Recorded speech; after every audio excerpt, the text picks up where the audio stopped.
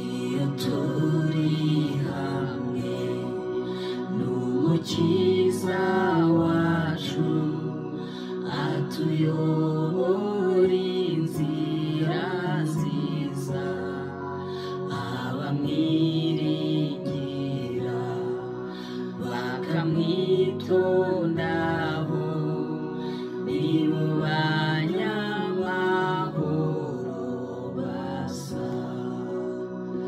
Jumwizera kandi jumwumvira, ujya unyurwa na Yesu mu kubaho kwawe. Jumwizera kandi jumwumvira, ujya unyurwa na Yesu kubaho kwawe.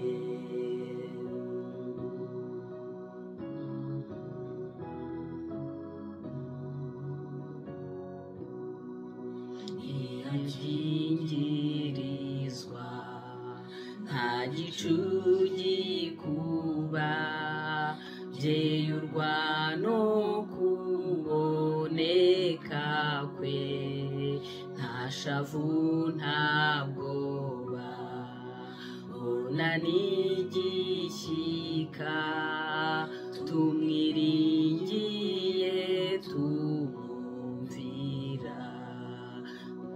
Jumwizera kandi jumwumvira, ujya unyurwa na Yesu mu kubaho kwawe. Jumwizera kandi jumwumvira, ujya unyurwa na Yesu mu kubaho kwawe.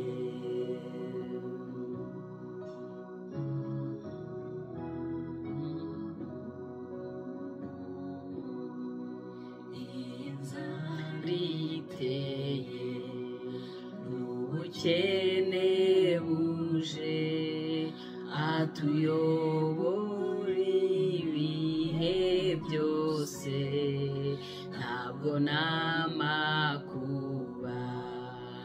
yadukomerera, tumwiringiye tumwumvira. Jumwizera kandi jumwumvira, ujya unyurwa na Yesu mu kubaho kwawe. Jumwizera kandi jumwumvira, ujya unyurwa na Yesu mu kubaho kwawe.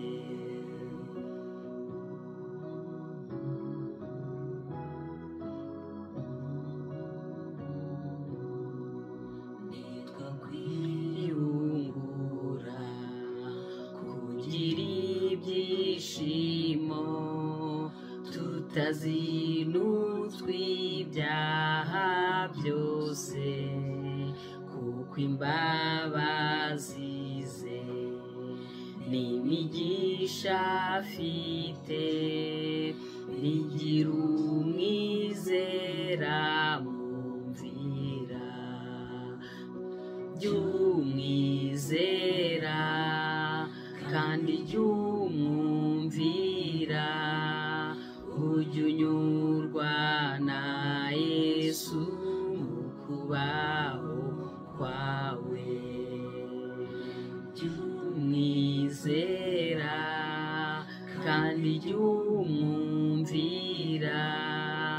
ujya unyurwa na Yesu mu kubaho kwawe.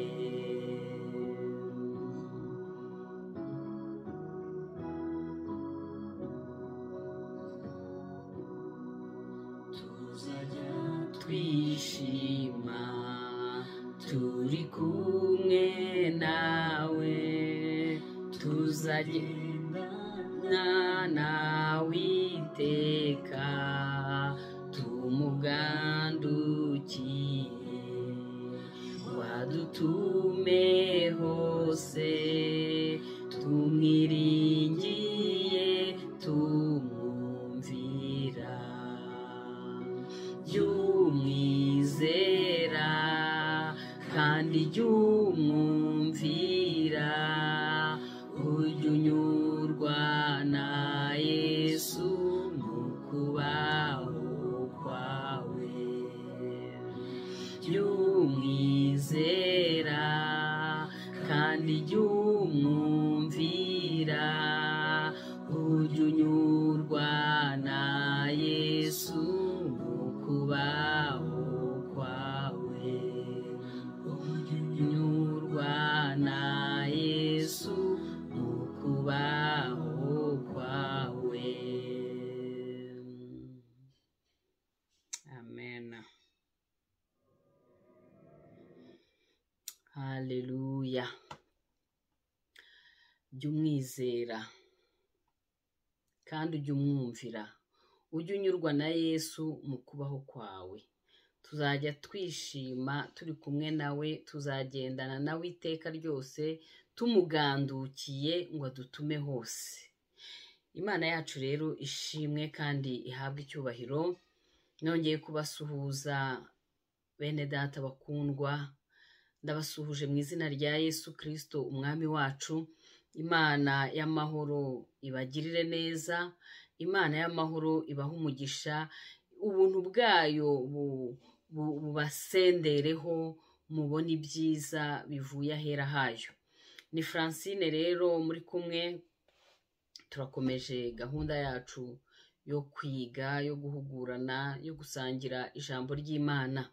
Tumaze iminsi dusangira ijambo ry'Imana rivuga ngo iminsi ni mibi. Iminsi ni mibi, twe gucogora gukora neza. Iminsi ni mibi, ducunguzo uburyo umwete. Iminsi ni mibi, tugendere mu nzira yo kwera no gukiranuka. Iminsi ni mibi. Iminsi ni mibi, niyo mpamvu nta gihe cyo kuryama gihari, nta gihe cyo guta gihari.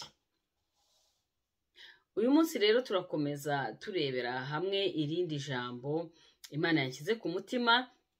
Ni ijambo rivuga ngo, umutwe waryo uravuga ngo turi abakozi b'Imana hamwe na Kristo.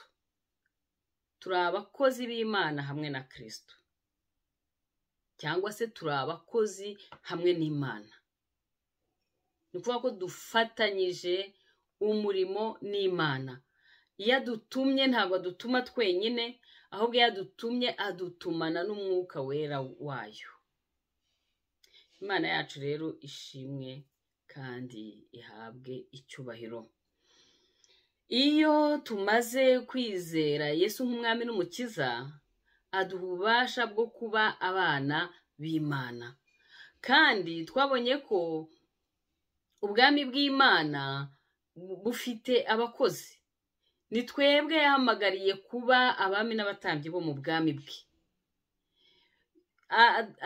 Iyo rero tumaze kwakira Yesu nk'umwami n'umukiza, tumaze kwihana, tuba twinjiye mu bwami bw'Imana. Ntabwo tujya kwinjira mu bwami bw'Imana tugiye kurya no kunywa, kuko ubwami bw'Imana ntabwo ari amagambo, ubwami bw'Imana ntabwo ari ukurya no kunywa, ahubwo ubwami bw'Imana ni ugukiranuka, ni amahoro, ni ibyishimo mu mwuka wera. Ntago rero nta bashomeri baba mu bwami bw'Imana. Buri mwana wese wo mu bwami bw'Imana agomba kuba uw'umumaro, agomba kugira icyo akora mu bwami bw'Imana. Niyo mpamvu Imana yashyizeho minisiteri 5, ngo bamwe yabahaye kuba intumwa, abandi abaha kuba abavugabutumwa, abandi abaha kuba abahanuzi, abandi abaha kuba abashumba, abandi abaha kuba abigisha. Twese murumva aho hose muri izo minisiteri uko ari 5 ntabuzemo iyo Imana yaguhamagariye gukoreramo. Imana yaduhaye impano, kandi iyo mpano ngo ni ukugira ngo hagaragare itandukaniro hagati y'abakorera imana y'ukuri n'ibigirwamana. Ni ukuvuga ko buri mwana wese w'Imana afite ikimenyetso cy'umwuka wera kimugaragaraho. Muri za mpano 9 ufitemo imwe byanze bikunze. Imana rero ishimwe, ntabwo yaduhamagariye kuryama ngo dusinzire, ahubwo Imana yaduhamagariye ubwami bwo gukiranuka, ubwami bw'amahoro, ubwami bw'ibyishimo n'umunezero mu mwuka wera. Kandi irangije iduha inshingano ikomeye iri muri Matayo 28 igice cya 18 kugeza kuri 20, aravuga ngo ni mugende muhindura abantu bose abigishwa, abizeye mu babatize mu izina rya Data n'Umwana n'Umwuka wera. Nimurangiza kubabatiza mubigishe kwitondera amategeko. Murumva rero dufite umurimo, kandi umurimo mu bwami bw'Imana ni mugari, ntabwo dukwiye kubyigana, ahubwo buri wese afite umwanya we, afite icyo akwiye gukora mu bwami bw'Imana. Reka rero dusangire Abakorinto ba mbere igice cya 3 umurongo wa 19, haravuga ngo kuko twembi Imana ariyo dukorera, namwe mukaba umurima w'Imana n'inzu yayo. Kuko twembi Imana ariyo dukorera, namwe mukaba umurima w'Imana n'inzu yayo.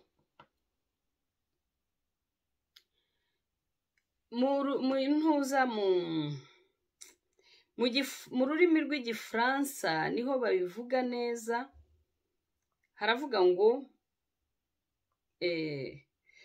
ngo car nous sommes ouvriers avec Dieu, vous êtes le champ de Dieu, l'édifice de Dieu.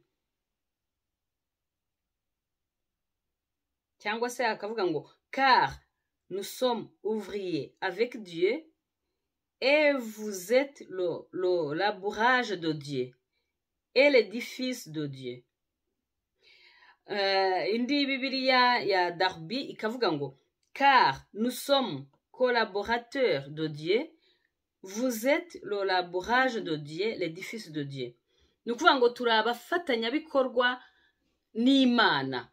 Imana dufatanyije ibikorwa mu bwami bwayo, mu mirimo yo mu bwami bwayo.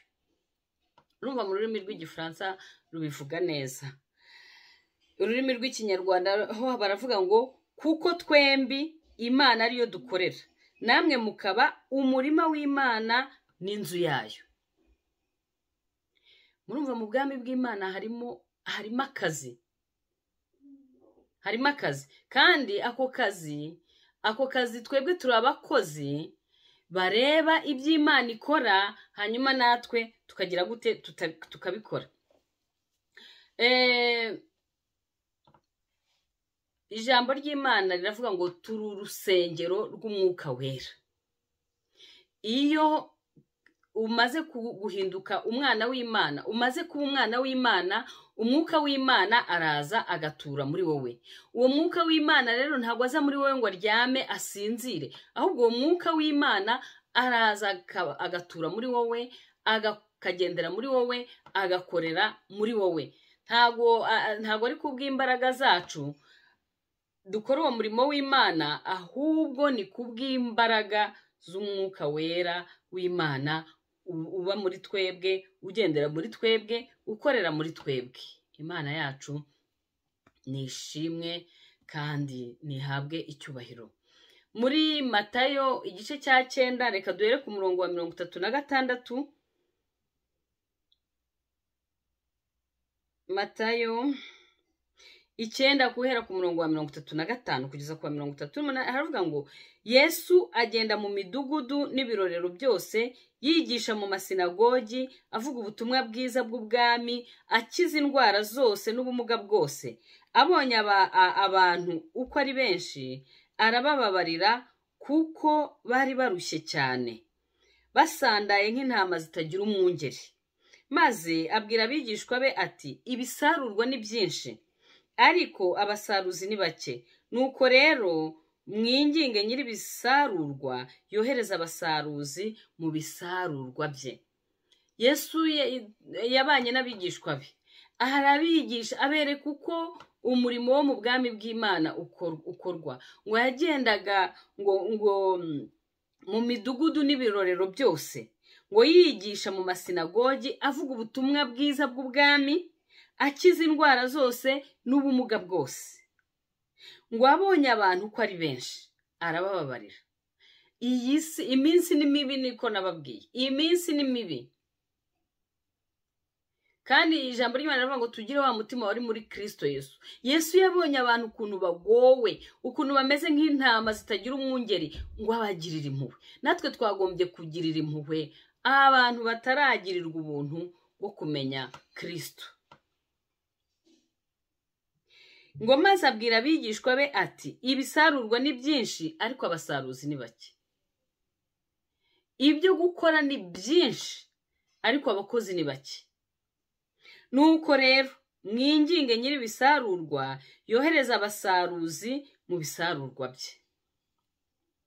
Imana idufashe, iduhe kuba abakozi bayo nyakuri.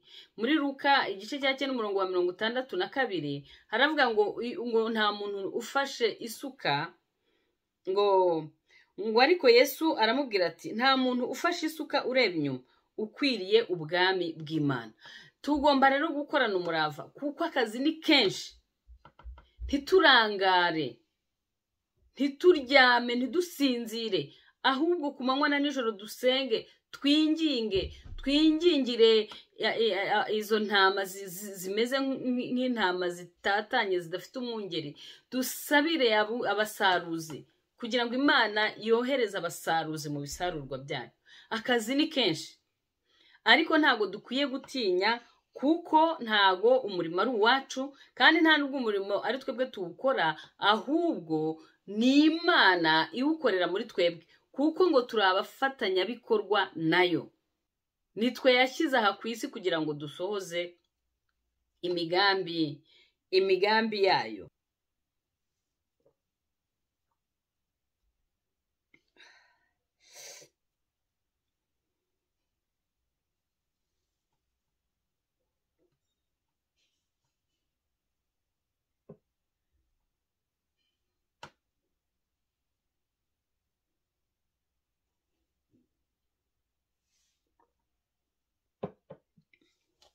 Imana rero iyo idutoranyije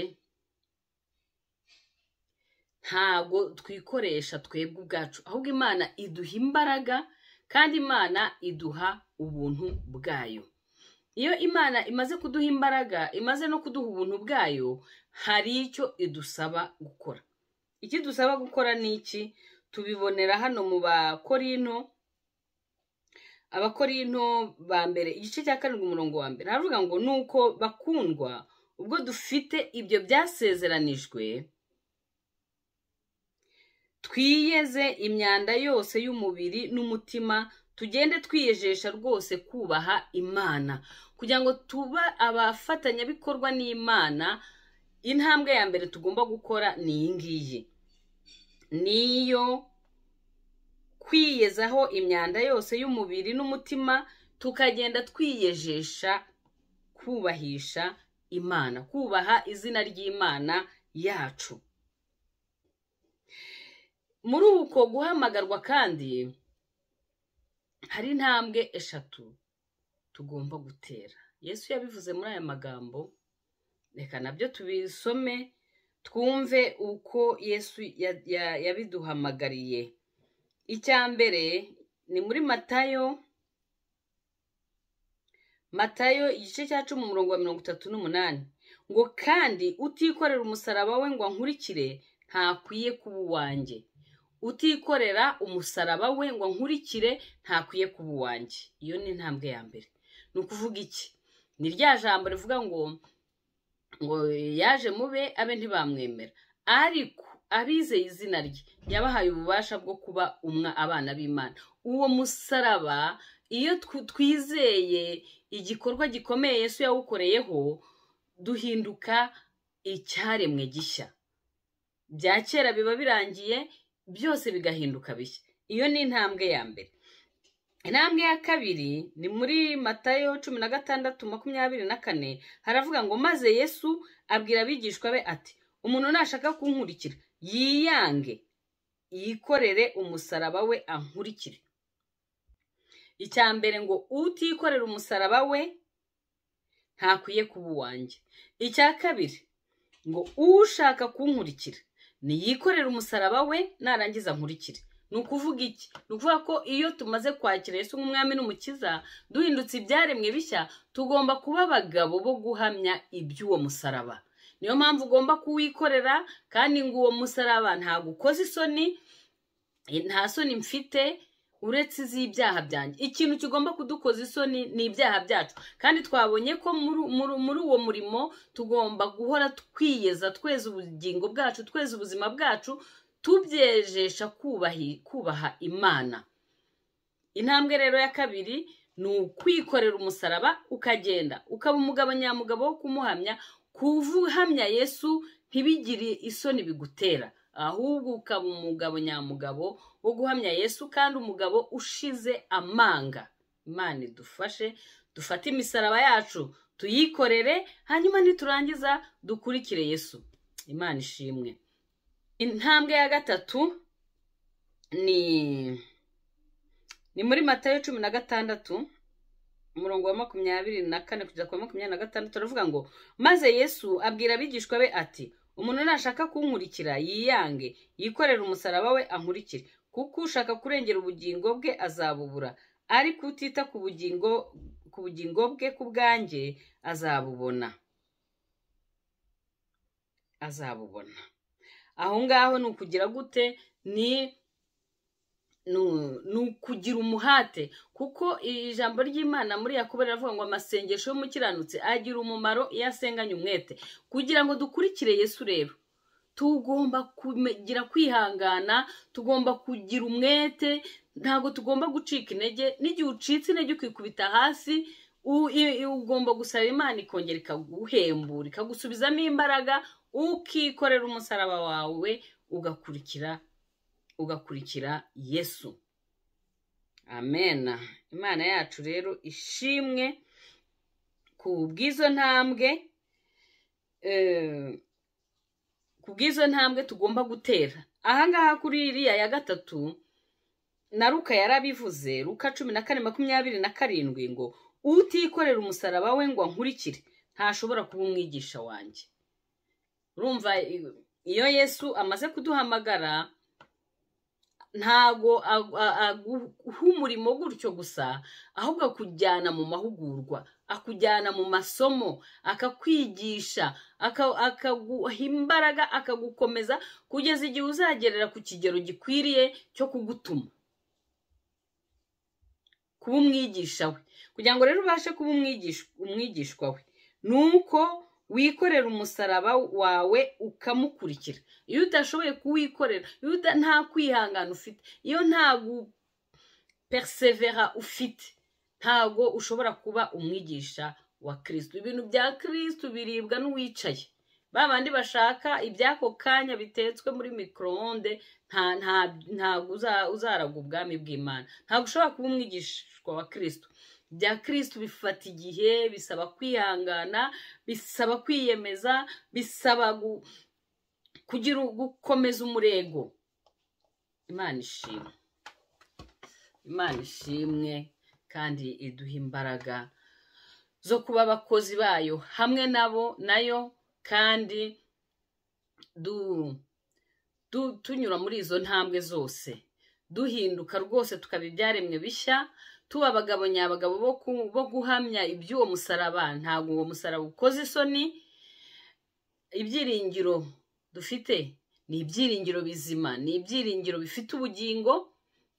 Ikindi, uwo musaraba tugomba kuwikorera tugakurikira Yesu, kuko udashobora kuwufata ngo wikorere ntabwo ari umwigishwa wa Kristo. Imana rero ishimwe ko yatuhaye ubwo buntu. Abantu benshi bifuza kuba abakozi b'abantu bakomeye. Twebwe turi abakozi b'Imana ikomeye, turi abakozi b'Imana ishobora byose, turi abakozi b'Imana yaremye ijuru n'isi. Kandi ntabwo imbaraga dukoresha ari izacu, ahubwo ubuntu bw'Imana nibwo buza bukadushoboza gukora iby'Imana ishaka kandi ishima. Muri uwo murimo rero, muri uwo murimo harimo ibice.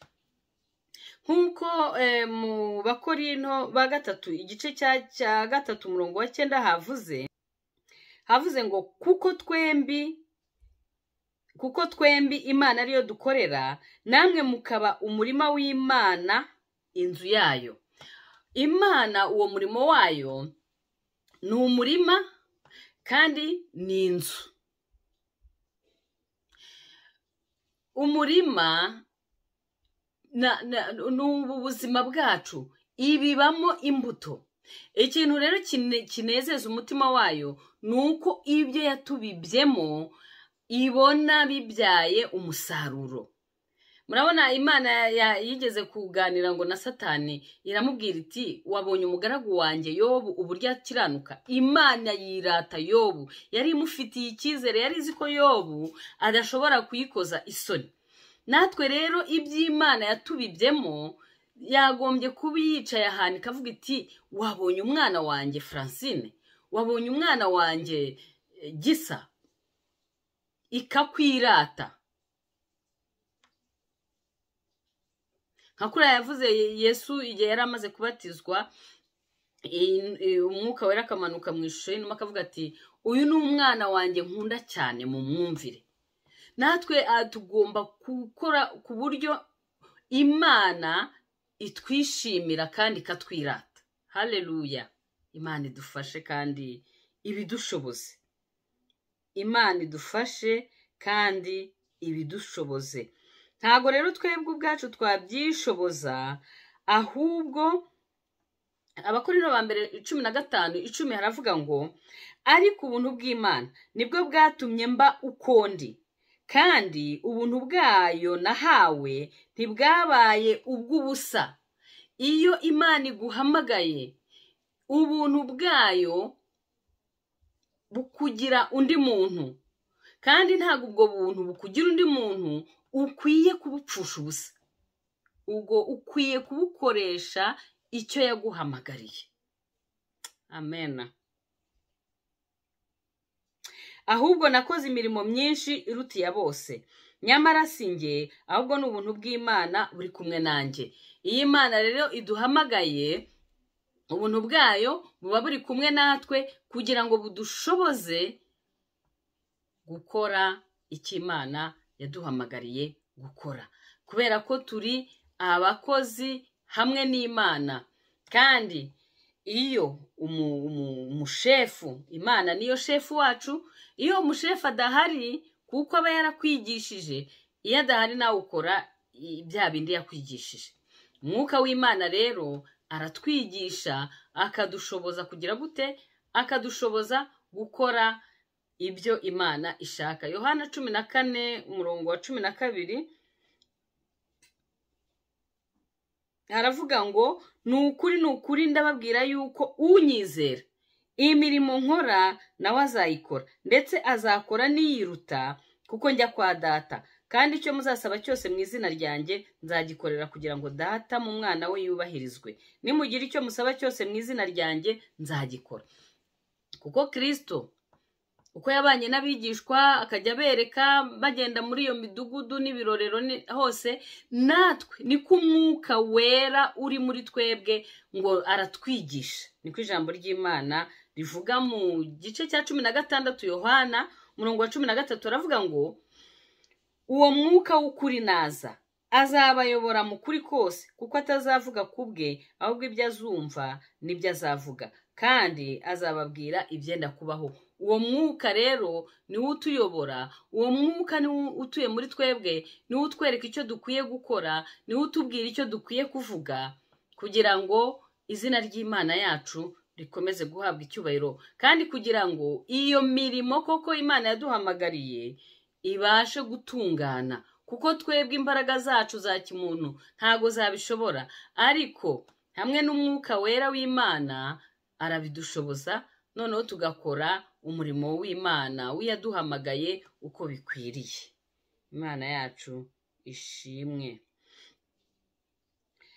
Ibyahishuwe 5 kuva ku murongo wa 9 n'uwa 10 haravuga ngo nuko baririmba indirimbo nshya bati ni wowe ukwiriye kwenda igitabo no kumena ibimenyetso bigifatanyije kuko watambwe ugacungurira Imana abo mu miryango yose no mu ndimi zose no mu moko yose no mu mahanga yose abacungujwe amaraso yawe.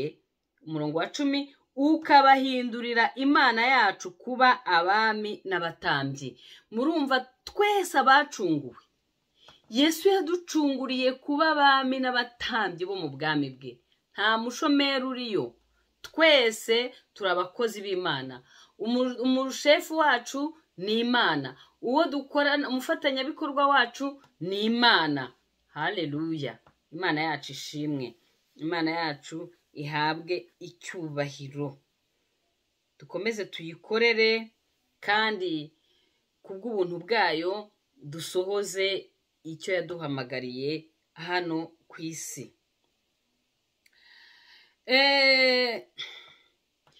Imirimo Imana yaduhamagariye ni ukuzana abantu mu gukiranuka, ni ukuvana abantu mu rupfu tukabazana mu bugingo, ni ukuzana abantu mu buntu, kuko umwuka uturimo, umwuka udukoreramo ni umwuka wo gukiranuka, ni umwuka w'ubuzima, ni umwuka w'ubuntu. Amena.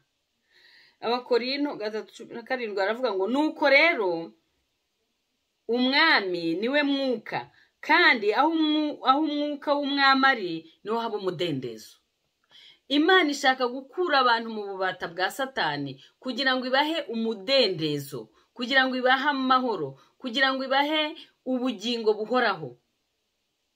Uwo mwuka rero yadushyizemo, uwo mwuka w'ubuntu, uwo mwuka w'urukundo, uwo mwuka w'imbaraga, uwo mwuka wo gukiranuka, tugomba kuwujyana mu isi, tukajyana y'umucyo, tukajyana yo gukiranuka, tukajyana y'ubuzima, tukajyana y'ubugingo, tukajyana yo ubuntu. Abantu bakamenya urukundo Imana yabakunze, ngo kuko Imana yakunze abari mu isi byatumye itanga umwana wayo w'ikinege kugira ngo umwizera wese atarimbuka ahubwo ahabwe ubugingo buhoraho. Ntago rero bazabimenya tutafatanyije n'Imana kuvuga ubwo butumwa. Yarabirangije, umwuka wayo ari muri twebwe, yaravuze ngo ari kumwe natwe kugeza ku mpera y'isi. Tugende duhindure abantu bose abigishwa, kandi niturangiza tubigishe kwitondera amategeko, tubigishe iby'inzira yo gukiranuka. Amen. Imana rero niyo iduha ubutsinzi. Imana ni umufatanyabikorwa wacu. Ibyo dukora uba ugomba gufata akanya ukicara ukareba ukavuga uti ariko ibintu nakoze uyu munsi, ese koko nabikoze uko bikwiriye? Ese Imana iranshima? Ese Imana irangaya? Byose ukareba uko byagenze. Imana nayo mwitangirira igice cya mbere itangira kurema bya bindi byose, ngo yararebaga ngo igasanga ari byiza, ngo ibyo yakoze igasanga ari byiza. Cyokora igeze ku muntu isanga ngo atari byiza kwaba wenyine, ariko murumva nayo ubwayo yarisuzumaga ikareba ibikorwa yakoze, ikareba nimba ari byiza cyangwa ari bibi. Natwe rero twagombye kureba ibyo dukora ko ari byiza cyangwa ko ari bibi. Wasanga ari byiza ugakomeza kurezaho, wasanga ari bibi kandi ukongera ugapfukama ugasaba Imana imbaraga, ugasaba ubuntu bugushoboza gukora bya bintu neza uko bikwiriye. Amen. Twabonye ko mbere ni Paulo n'ubundi nkiri kuri kiriya gice twasomye, yavuze ngo turabakorana n'Imana, umurima w'Imana, inzu y'Imana. Ahandi muri Matayo igice cya 9, reka naho tuhasome twumve icyo Imana itubwira. Matayo dusome Matayo 20. Haravuga ngo ubwami bwo mu ijuru bwagereranywa n'umuntu ufite urugo, yazindutse kare gushaka abahinzi ngo bahingire uruzabibu rwe. Asezerana n'abahinzi idenariyo ku munsi umwe, abohereza mu ruzabibu rwe. Isaha eshatu arasohoka, asanga abandi bahagaze mu iguriro ntacyo bakora. Nabo arababwira ati, namwe mujye mu ruzabibu rwanjye, ndi bubahe ibikwiriye. Baragenda, yongera gusohoka mu isaha esheshatu n'isaha 9 abigenza atyo. Isaha zibaye 11 arasohoka, asanga abandi bahagaze, arababaza ati, ni iki kibahagaritse hano umunsi wose ntacyo mukora? Baramusubiza bati, kuko ari nta waduhaye umurimo. Arababwira ati, namwe mujye mu ruzabibu rwanjye. Bugorobye nyir'uruzabibu abwira igisonga cye ati, hamagara abahinzi ubahe ibihembo byabo, utangirire ku banyuma ugeze ku ba mbere. Abatangiye ku isaha 11 baje, umuntu wese ahabwa idenariyo imwe. Ababanje baje bibwira ko bahembwa ibirutaho, ariko umuntu wese ahembwa idenariyo imwe. Bazihawe bitotombera nyir'uruzabibu bati, aba banyuma bakoze isaha imwe, ubanganyije natwe abahingitse umunsi wose tuvunika twicwa n'izuba. Nawe asubiza umwe muri bo ati, mugenzi wanjye, sinkugiriye nabi. Ntuzi ko twasezeranye idenariyo imwe? Ngiyo yijyane ugende, ko nshatse guhemba uwanyuma nkawe. Mbese hari icyambuza kugenza ibyanjye uko nshaka ko undeba igitsure kuko ngize ubuntu? Uko niko ab'inyuma bazaba ab'imbere, kandi ab'imbere bazaba ab'inyuma. Ahangaha twabonye ko umurimo w'Imana, ijambo ry'Imana ryatubwiye ko ari umurima. Hari aho twabonye ko uwo murima Imana irawuhinga ikawuteramo imbuto, kandi ishaka ko izo mbuto zibyara umusaruro, izo mbuto zera bikaba byinshi. Ahangaha nanone biratwereka nanone umurima urimo abakozi. Hari abagiyemo mu gitondo, abandi bajyayo saa 3, abandi bajyayo saa 9, abandi bajyayo nimugoroba.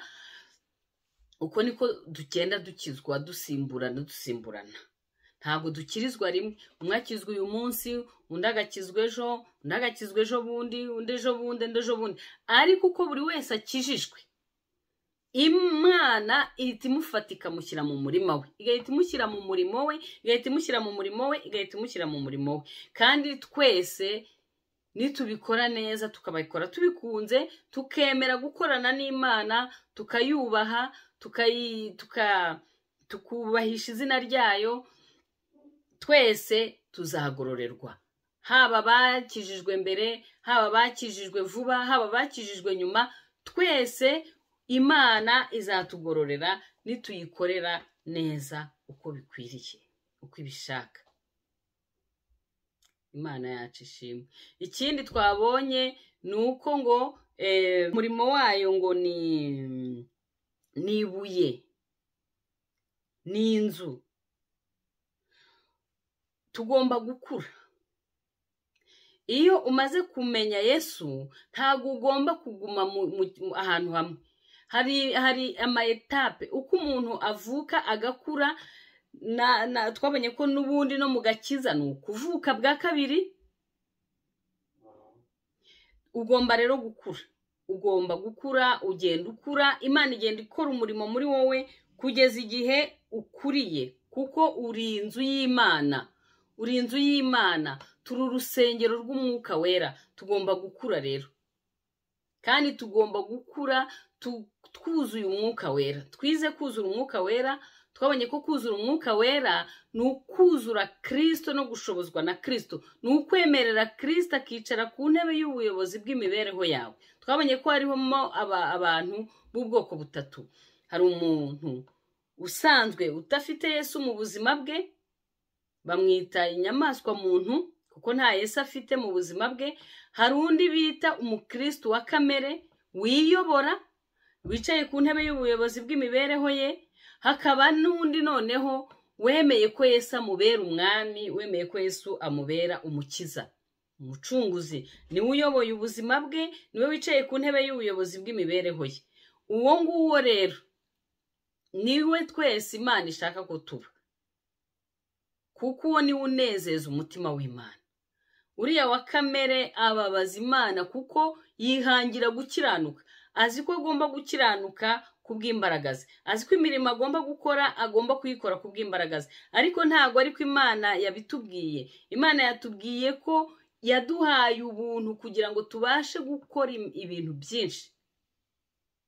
Ni ubuntu bwayo budushoboza gukora umurimo wayo, ni ubuntu bwayo budushoboza gukorana nayo. Ahandi hantu Imana iduhamagarira kuba abakozi bayo ni ugusenga. Ni ugusenga. Muri Matayo igice cya 9 twabonye ko Yesu yagiriye impuhwe abantu benshi bari bababaye, bagowe, bameze ngo nk'intama zitagira umwungeri. Abwira abigishwa bati, dore ibisarurwa ni byinshi, nimusenge kugira ngo nyiri ibisarurwa yohereza abasaruzi mu bisarurwa bye. Mu gufatanya rero n'Imana tugomba kuba abanyamasengesho, tugasengera umurimo wayo, tugasengera abakozi bayo, tugasenga kugira ngo abantu bakizwe, bave mu mwijima, bave mu byaha. Aho naho tuba tubaye abafatanyabikorwa n'Imana. Ikindi tugomba gusenga, tugasengera igihugu. Muri Ezekiyeli ndumva ari igice cya 22, Imana ngo yarebye ibizira bikorerwa mu gihugu, irangije ngo itangazwa nuko ibuze n'umuntu n'umwe wahagarara mu cyuho kugira ngo anihire ibyo bizira bikorerwa mu gihugu. Imana rero iduhamagarira kunihira ibizira bikorerwa mu gihugu. Imana iduhamagarira gusengera abatuyobora, kuko amahoro y'igihugu niyo mahoro yacu. Iyo dusenga rero, dusengera igihugu, dusengera abatuyobora, tuba turi gukora umurimo w'Imana, kandi tuba turi kuwukorana n'Imana. Ikindi ni ugusengera abera. Dusabira abera, dusabirane, twikorerane imitwaro. Aho ngaho naho tuba turi gukora umurimo w'Imana, tuba tubaye abafatanyabikorwa n'Imana. Imana yacu idufashe. Ni byinshi muri uko kuba abafatanyabikorwa n'Imana. Imana iduhamagarira kuba intangarugero. Iyo usomye mu Bakorinto ba kabiri, Abakorinto ba kabiri umurongo wa 3, duhere ku murongo wa 3, haravuga ngo, kandi koko biragaragara ko muri urwandiko rwa Kristo rwanditswe natwe, rutandikishijwe wino, ahubwo rwandikishijwe umwuka w'Imana ihoraho, rutanditswe ku bisate by'amabuye, ahubwo rwanditswe ku by'inyama, ari byo mitima yanyu. Ibyo ni byo byiringiro twiringira Imana ku bwa Kristo, si uko twihagije ubwacu ngo dutekereze ikintu cyose nk'aho ari twe cyaturutseho, ahubwo tubashishwa n'Imana. Niyo yatubashishije kuba ababwiriza b'isezerano rishya, bataraba inyuguti, ahubwo n'ab'umwuka, kuko inyuguti yicisha, naho umwuka uhesha ubugingo. Nuko rero niba imitegekere y'urupfu yanditswe igaharaturwa ku mabuye, yarahawe ubwiza n'icyubahiro, bigatuma Abayisiraheli badashobora kwihanganira gutumbira mu maso ha Mose kubwo kurabagirana ko mu maso he, kandi kwari uko umwanya muto gusa kugashira, nkanswe imitegekere y'umwuka ntizarushaho kugira ubwiza n'icyubahiro. Twebwe ntabwo tukiyoborwa n'amategeko, ahubwo tuyoborwa n'umwuka wera, tuyoborwa n'ubuntu, turi mu buntu bw'Imana. Niba ibyo byo mu isezerano rya kera byaragiraga icyo bikora ku buzima bw'Abayisiraheli, noneho ubu ngubu bizagenda gute? Ko noneho tutakiyoborwa n'amategeko, ahubwo tuyoborwa n'Umwuka Wera.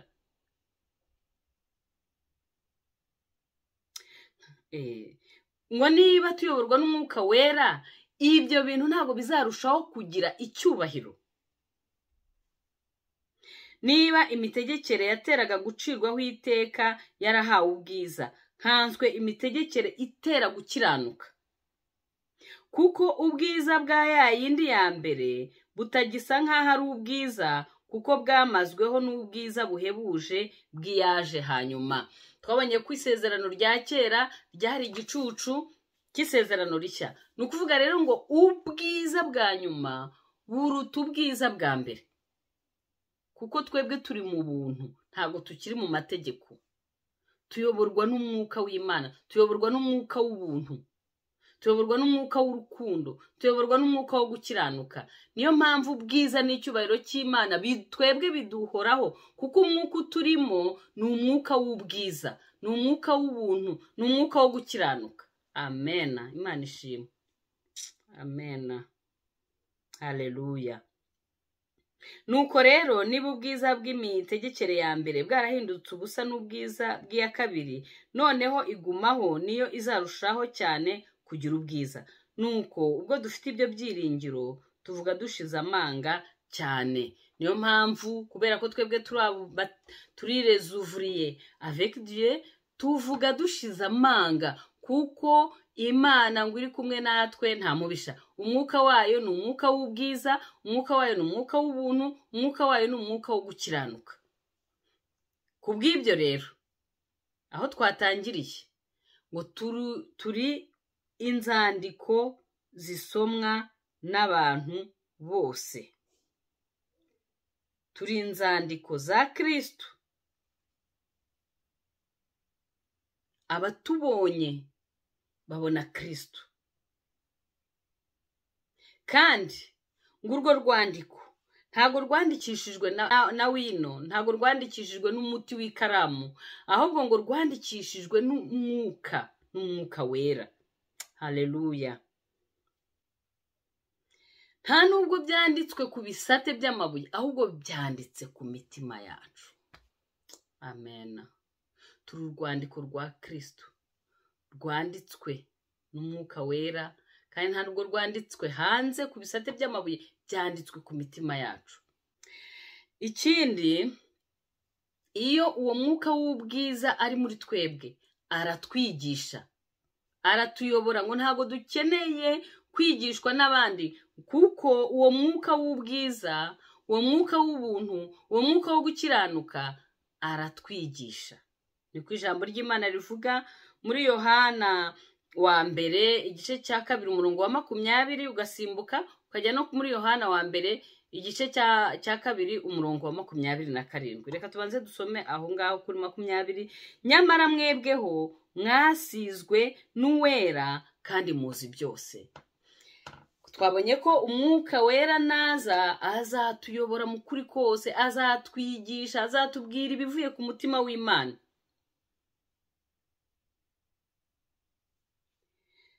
Azadusiga, aradusiga, twarasizwe. Muri uko kudusiga rero atuma tukura, tukagira ubwenge, tugakura mu bwenge, tugakura mu gukiranuka, tugakura mu kwizera, tugakura mu mbaraga. Imana yacu ishimwe. 27 haravuga ngo kuko gusigwa mwasizwe nawe kuguma muri mwe. Ni kashe Imana yateye, iyo kashe iguma muri twebwe, ntabwo ushobora kuvaho. Aricyo gituma mutagomba umuntu wo kubigisha, kandi nk'uko uko gusigwa kwe kubigisha byose kukaba ari ukukuri atari ibinyoma, kandi nk'uko kwabigishije muba ariko muguma muri we. Mureke dushikame muri we, tugume muri we, kuko nituva muri we tuzahura n'ibinyoma biri hanze ahangaha. Twabonye ko iminsi ari mibi, iminsi ni mibi, kandi kuva wakiriye Yesu Kristo warasizwe, wari umwuka wera ari muri wowe, arakwigisha, arakuyobora, arakwereka iby'ukuri, arakwereka iby'ibinyoma, arakwereka ibizima n'ibipfuye. Numutega amatwi ukamugumamo nk'uko iri jambo rimaze kutubwira, ntabwo uzayoba, uzakora iby'Imana ishaka, kandi uzahesha Imana yawe icyubahiro, kuko Imana ni umufatanyabikorwa wawe. Imana yacu ishimwe, Imana yacu ihabwa icyubahiro. Ngo impano, gutanga kose, impano yose, ibyiza byose biva ku Mana se w'imicyo. Imana rero niyo se w'imicyo, niyo itumurikira, niyo iduha impano zose nziza. Mureke tugume muri ayo mavuta twasizwe ubwo Kristo yazaga muri twebwe, yadusigiye umwuka we, niwe utwigisha, niwe udusobanurira iby'ukuri, niwe utuvana mu binyoma, niwe utuvana mu mwijima, kandi niwe udushoboza kuba abuvuriye beza bakorana n'Imana. Imana ishimwe kandi ihabwe icyubahiro. Amena. Haleluya. Abakorinto ba mbere igice cya 6 umurongo wa mbere haravuga ngo, kandi ubwo dukorana nayo turabinginga kugira ngo mudaherwa ubuntu bw'Imana gupfa ubusa. Kandi ubwo dukorana nayo turabinginga ngo mudaherwa ubuntu bw'Imana gupfa ubusa. Twabonye ko kugira ngo ube umufatanyabikorwa n'Imana, Imana yaguhaye ubuntu kugira ngo ukore imirimo myinshi, ukore ibintu bikomeye. Ariko aha Pawulo aratwaye hanangiriza akatubwira ati, kandi ubwo dukorana nayo turabinginga kugira ngo mudahererwa ubuntu bw'Imana gupfa ubusa. Hano urabona ngo ubwo dukorana nayo, ubwo dukorana nayo, ntago yavuze ngo ubwo nkorana nayo. Twabonye ko Imana iyihamagaye abantu, bamwe baha kuba abavuga butumwa, abandi baha kuba intumwa, abandi baha kuba abahanuzi, abandi baha kuba bigisha, abandi baha kuba abashumba, abandi kabaha kuba abavuga intumwa, abahanuzi, abavuga butumwa, abigisha, abashumba. Buri wese hari aho yamuhamagariye, ntago rero yihamagara umuntu umwe. Niyo mpamvu ahangaha Paul yavuze ngo niyo mpamvu Pawulo ahangaha yavuze ngo, kandi ubwo dukorana nayo, ubwo dukorana nayo, harimo abavuga butumwa, harimo intumwa, harimo abahanuzi, harimo abigisha, harimo abapasiteri. Turi umubiri wa Kristo, turi ingingo za Kristo. Niyo mpamvu Yesu aduhamagarira gukorera mu bumwe. Na ziriya mpano yaduhaye ni ukugira ngo twuzuzanye, kandi ni ukugira ngo dukore uwo murimo, umubiri wa Kristo ukure ugere ku gihagararo gikwiriye cya Kristo. Niyo mpamvu rero ahangaha Pawulo yavuze ngo kandi ubwo dukorana nayo turabinginga kugira ngo mudahererwa ubuntu bw'Imana gupfa ubusa. Dukorane rero, dukorane mu bumwe bw'abana b'Imana, nk'uko Imana Data n'Umwana n'Umwuka Wera bakorera mu bumwe, natwe mureke dukorere mu bumwe. Kuko yaravuze ngo nimukundana, nimugira ubumwe, nicyo kizerekana ko muri abigishwa banjye nyakuri. Ijya kurema umuntu yaravuze ngo tureme umuntu ase natwe mu ishusho yacu. Natwe rero aha ku isi Yesu yaradusize, nta kindi kintu yadusigiye, itegeko rikomeye yadusigiye, itegeko rishya yadusigiye. Yaravuze ngo mukundane nk'uko nabakunze. Mbahaye itegeko rishya, mukundane nk'uko nabakunze. Mukorere mu bumwe kugira ngo ubwo buntu Imana yaduhaye budapfa ubusa. Amena. Reka dusenge. Mwami Imana turagushimye. Tugushimye ko wabonye ko turabo kwizerwa, ukatugabira umurimo mwami ngo waduhamagariye kuba abami n'abatambyi bo mu bwami bwawe, ushimwe kandi uhabwe icyubahiro. Mana rero ukomeze uduhe gushikama muri ayo mavuta y'umwuka wera wadusize, kandi mwami uduhe kuba maso, uduhe gucunguza uburyo umwete, kuko ibisarurwa ni byinshi ariko abasaruzi ni bake. Uturinde rero ubunebwe mwami, uze wongere utwongerera imbaraga, uze uduhe ubuntu bwose, kugira ngo mwami tubashe gusohoza iyi mirimo waduhamagariye mwami yo kujya ku isi yose, abantu bose tukabahindura abigishwa, kandi tukabigisha no kwitondera amategeko yawe. Ndagushimye rero mwami ko ubwo buntu busaze butubaho. Ndagushimye mwami ko ayo mavuta y'umwuka wera uyadusukaho, akadusukaho, akadutembaho nk'uruzi mwami, tukaba koko abakozi bawe bahesha izina ryawe icyubahiro, abakozi bawe ubasha kwirata nk'uko wirase Yobu, nk'uko wirase umwana wawe Yesu Kristo, mu izina rya Yesu, amen.